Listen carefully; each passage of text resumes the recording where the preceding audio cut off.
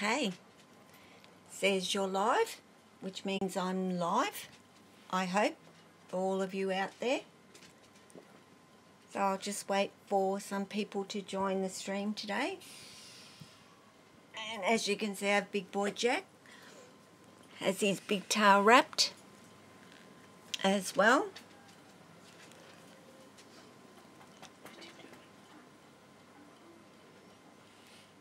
So Jack, we're waiting.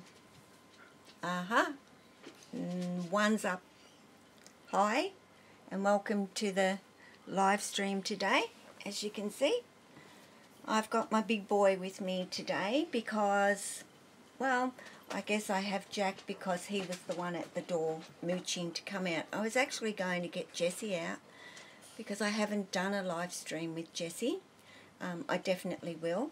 I want each of them to be with me through a live stream so that I think you can get a better view of them than just doing my videos with them, because I can keep them here. Well, I do my best to actually keep them here.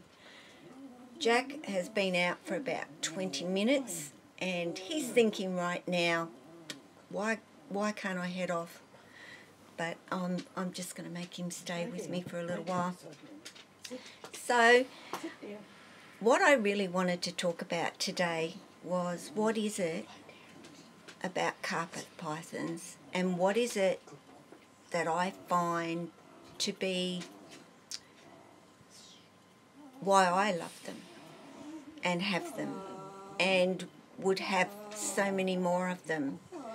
And I think there's just something that little bit more about them than other species. And don't get me wrong, I love all species of snakes and they're all different and are who they are. But carpet pythons just have that little bit more personality about them. You know, I say often that each and every snake is an individual and each and every snake has its own personality. And they do, ranging from my spotteds to my carpets. So the carpet pythons have a little bit more energy, a little bit more get up and go, so much more expressive in who and what they are, and hence why I lean more towards the carpet pythons. And looking at who I have within my home and my family of carpets, you know, I've got Lily, and I talk about Lily a lot and use her as an example, because if anybody has the ability to express her emotions and what she's liking and not liking, it is Lily. You know, Jack is so cruisy. He just does his thing and wanders around and looks at me occasionally and whatever, and he's so laid back and so chilled. Lily isn't. She's a more go-get-it girl. She's into everything. She tempts me all the time in terms of, can I get down this hole or the back of here without Mum catching me doing it? And you see her actually doing that and being sneaky about it. If I see her going down the back of something and I am sitting here perfectly still, she will keep going. The moment I move, Lily will freeze and she'll stay frozen. Hi, Munson Burning. Yeah, she will freeze on the spot and she will wait until she knows I've relaxed and I've sat back down and I'm not, yeah, it's going good. Hope it's going good for you too.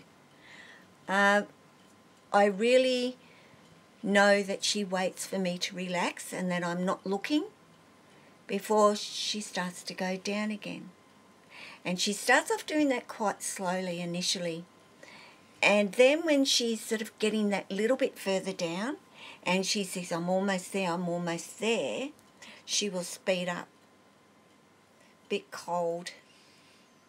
It's cooler here at the moment, but we've had it really, really hot. And with this rain, of course, the humidity is through the roof. So that's where we find it really uncomfortable. Not necessarily the heat, but the humidity really knocks us around and you're in a constant layer of sweat. And of course, for carpets, if you can hear Jack, which you probably will if I put him close, he will huff and puff because the humidity gets to him as well. Carpets are very energetic. They are big Jack, my coastal, is a big boy, and dragging that body around really puts a lot of pressure on his lungs and his breathing. So a lot of the times people mistake carpets, they're puffing, for having some sort of respiratory issue, and they don't. It is so normal for them to huff and puff. And what you can take from that is when you see your carpet python really starting to huff and puff, they need a rest. They're letting you know, I'm getting tired. If you've especially got them outside and in the heat and they really start huffing and puffing, it's time to bring them inside. Let them cool off a bit and let them take a break. And they will do it. My guys do. If I've been outside with them for half an hour and on a mild day, if this was a really hot day, I wouldn't be out there that long.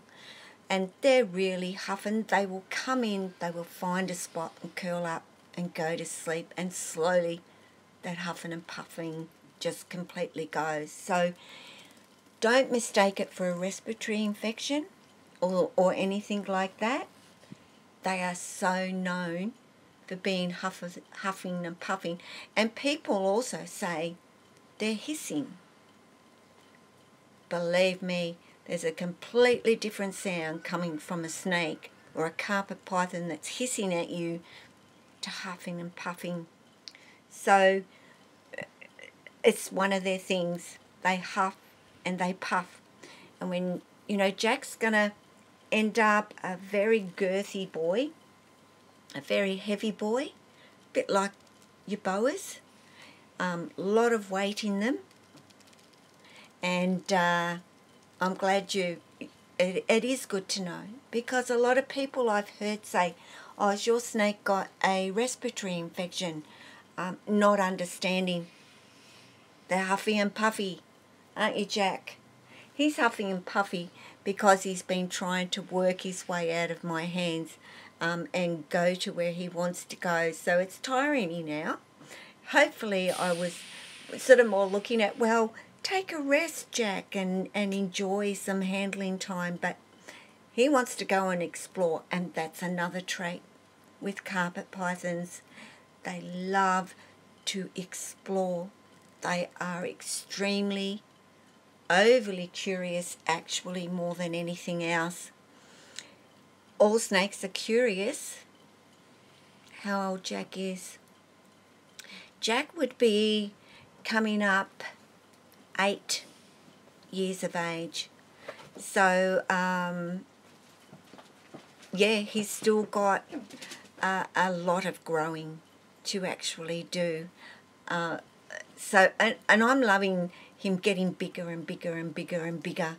And what people need to understand about carpet pythons, that as hatchlings, more often than not, I would say they're defensive and they are nippy, and everybody says that they are. And I can't deny that they are not. But these guys get big and they grow quite fast. And the bigger they get, that just goes. They are not a snake that I would ever consider to be defensive all their lives. And if they are, and I've said this so many times, you've not put enough time in with them when they're little. You know, I would offer Jesse a branch or a stick, and not because he would bite me, but because he was even an insecure little boy way back then with his weight distribution, and still has that issue today. So I would put a branch in, and I would do that even for what you consider to be a defensive little baby. Offer them a branch to climb onto first. Then let them do their thing on that branch. If they happen to come up onto you, great. And they will, because of their curiosity. And I wouldn't say in this circumstance curiosity will kill a cat, or kills the cat, because it is what carpet pythons are: energetic, happy. That's what I see. Happy snakes. And if you have a happy snake, the rest flows. No defensiveness, no ill health, no health issues, good eaters. And how do I say that when at the moment my Lily hasn't eaten for 6 weeks? She's always been funny with the food, and yet everybody tells me never have a problem jungle pythons eating. Okay, Lily's an intergrade, she has jungle coastal in her, but even coastals don't have an issue with their eating. Lily has given me nothing but, issues when it comes to her eating. She is so fussy. But Lily is coming up to 5 years, 4.5, 5 years of age. My mum is here today, so you'll hear her in the background going, push, push, push, push. And I'm glad my mum arrived earlier, because had she not, before I started my live stream, you'd have known my mum arrived, because my dogs absolutely go berserk when mum walks through the door, and they get a treat the moment mum walks through the door, and they know it. Mum is not the most when it comes to snakes. She's certainly gotten better with me having them. She's had no choice but to get her head together about them. Mum doesn't fear them as such. It's just not her thing. I don't know if she understands more today what I love about them. I hope that she does and understands where I come from when it comes to my snakes. I don't talk a lot to my mum about them. I used to. I don't so much anymore. I'm only going to watch the videos. Yeah, Mum just watches my videos and supports me in that way. And my mum and dad helped me a lot through a time where I could have lost every one of my snakes. And if they hadn't have supported me during that time, I don't know if I'd have had all my snakes still. And that would have been the end of me in so many ways. And they are a very, very big part of my life. And so I will say thanks to my mum and dad, and I have said thank you to them. I always appreciate all their help when it comes to my life and things that have happened, and we all have things that happen to us. And it's great if you've got a good supportive family there with you, and I'm fortunate enough to have that in my life. So, carpet pythons, if you want one, don't ever let anybody tell you they're not a beginner snake, because they are. They're no different to getting a corn snake, a ball python, even a retic. I'll put a retic in there. If you want a retic and it happens to be your first snake, go get a retic. If you understand what's involved in owning a big retic and you're ready for that, go get a retic. I'd have a retic. not a problem. I know they get big. I know what's involved. I know what's needed. It's the same with carpets. But have a lot of energy, guys. You need a lot of energy. You need to read your snake.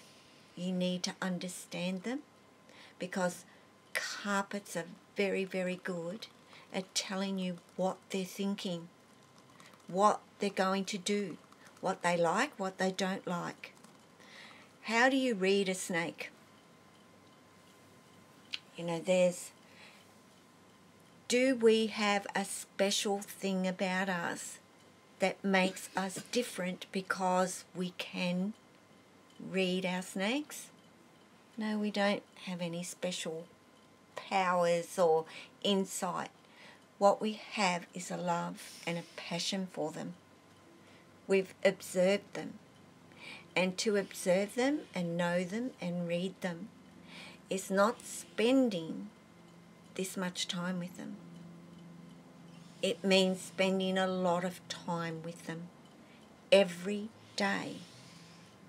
So I guess that's what I want to say the most. You want a carpet python? Get ready to run, not crawl, because you will run. Of course, Jack, being the coastal, is of a different personality and energy level to Lily and Jessie. And Tessa, my Bradley, my goodness, she wears me out. And I actually did a video last night with Tessa. It was late, guys, and I'm going to sleep, I'm falling asleep, I'm going to bed.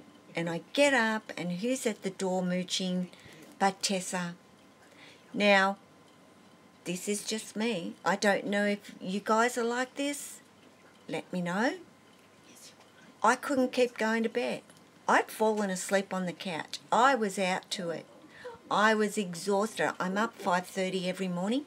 I generally have a snake out with me by 6 o'clock in the morning, and I'm already running with my carpet pythons. I couldn't walk past. You know, I want Tessa to come out. I want her to show me that she's coming out. If I don't acknowledge her doing that at a door and I don't get her out, what am I telling her? That I don't care. Too bad. I'm going to bed. It's my bedtime. You can just stay in there. And if I were to continue to do that, eventually she'll never be at that door wanting to come out. So that's how it all starts. Initially, they're not at the door wanting to come out. They don't want to. They're safe. They're happy in their enclosures. Once you start letting them out and showing them that they can trust you, I'll just put him here, might keep him a bit closer, that they can trust you, that this whole area where I spend my time is completely safe for them to be in, they will demand wanting to come out. And that's exactly what my Tessa is doing now. You know, that first few months of her being here, she didn't want to come out. She wasn't interested. She's got a taste of it. All of a sudden, it's like, I love being out. I really enjoy being, I love exploring. I love being able to do different things. Get me out. And that's what Tessa is telling me. And what I've had Tessa for, because I never keep time frames. You guys probably know more than I know about how long have I had Tessa in my care. 4 or 5 months now. And boy, does she demand out time because of what I've done with her and the time that I've spent with her. I have a cruisy-do Jack because of the time that I've spent with him. I can do anything with them. Honestly, I do. And sometimes people might think I push it, that I tempt fate. And what I say is, I can read them. I know what they're thinking right now. And it's not, I am being defensive and I'm going to bite you. at all. I never get that from any of my guys. So the only reason your snake will bite you is fear of protecting you. You know, lots of snakes will protect you too. My gosh, I was out the front one day and I had a guy come over that had to do some mechanical work. And boy, did my Lily arc up. And I don't think he would have been game enough to take another step forward. Will she bite me? Was what he said. I said, I think she might if you come any closer. So I would just stay where you are. Now, I didn't see if she would. I don't want her to be like that with anybody. But she knew this person was somebody she didn't know, that I didn't know. Was she guarding me? I think she was. So if you want a carpet python in your life, or have been thinking about getting a carpet python, doesn't matter the species. Can I loosen your tail up? And I can hear his little belly going grumble, grumble here. No, he's not due for a feed. I'll just let him crawl down and he'll loosen off naturally, all by himself. So if you do want a carpet python, if you've been thinking about getting a carpet python, if you've been told they're not a beginner snake, they're not a first snake, they certainly are. Any species. Scrubs, which aren't carpet pythons, rough scales aren't carpet pythons, are a little bit more challenging, but I still wouldn't say don't go and get one if that's exactly what you want. And when it comes to your scrubbies, all I can say to you is avoid a bite. My goodness, they out of all of them have the worst painful bite that you will ever cop because they've got the biggest, sharpest teeth out of our pythons. So just be aware of that. I do know that rough scales can be a little bit challenging. I found Tessa, my Bradley, to be a little bit challenging. And she is just getting sweeter and sweeter as the days go by. To hold the sweetest little green tree python today. And he didn't even strike. You know, people do say that green trees are a little bit more that way inclined, and I always say it's the individual snake, how much time has been put into that snake, and they certainly are more a snake to look at than handle. But that doesn't mean you never handle them and you keep them sweet. I'm tired of always hearing that this one's more defensive than that one. It's not about they're more defensive. It's about what you've done with them and how much time you choose to spend with them and actually put in with them. Getting a red-tailed boa one of these days. Boas are brilliant. Boas are beautiful. They're slow, not here, but they're slow snakes. And why not? You want a snake that's just going to lay there with you and hang out with you? Go get a boa. They love that. They love that companionship. Spend time with them. It's all you've got to do. They instantly pick up from you anyway that you are of that yourself, and they will tune into it. You know, has anybody been to a reptile show or a reptile expo and you've been walking around, but all of a sudden one snake, just one, catches your eye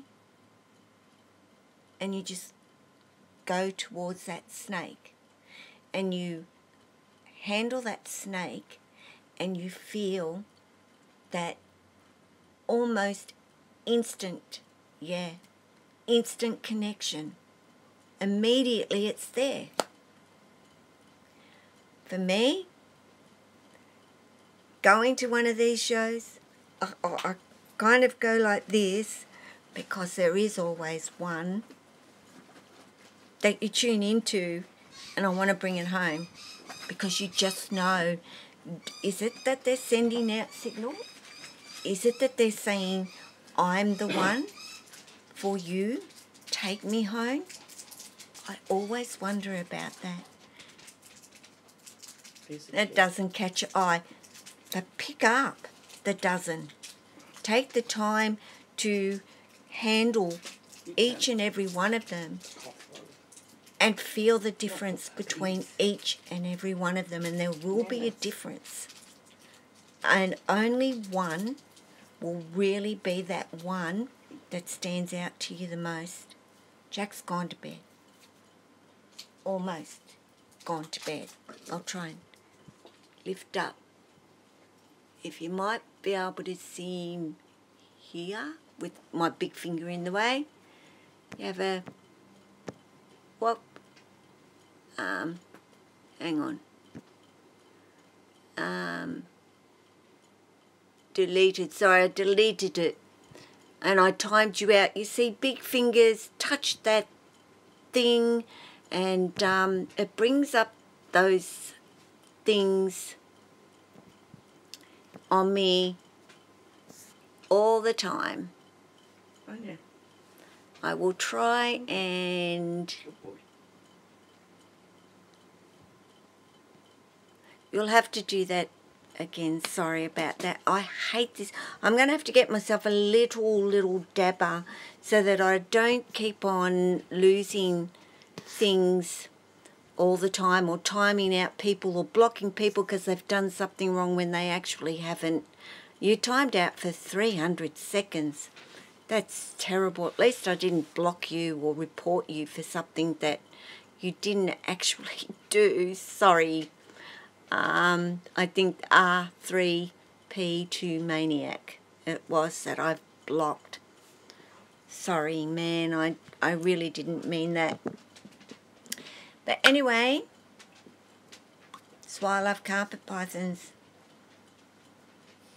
So, if you want one and been thinking about them, by all means, go for it. Add a carpet python to what you already have, and then I know you'll know exactly what I'm talking about when it comes to my carpet pythons. So, as always, guys, if you ever want to know anything, need any information, if I can help you, I will. And thank you for joining me today. It's always wonderful to see you here, and names I know, and people I'm getting to know. I really do appreciate it. So guys, I'm going to say goodbye. Love your family, love your snakes, and take care of yourself. So ciao. Not a problem. I'm glad that you like them. I'll be back. I'll have a video up tomorrow for you all. And of course I'll be back live on Monday, which for some are Sunday. So, bye.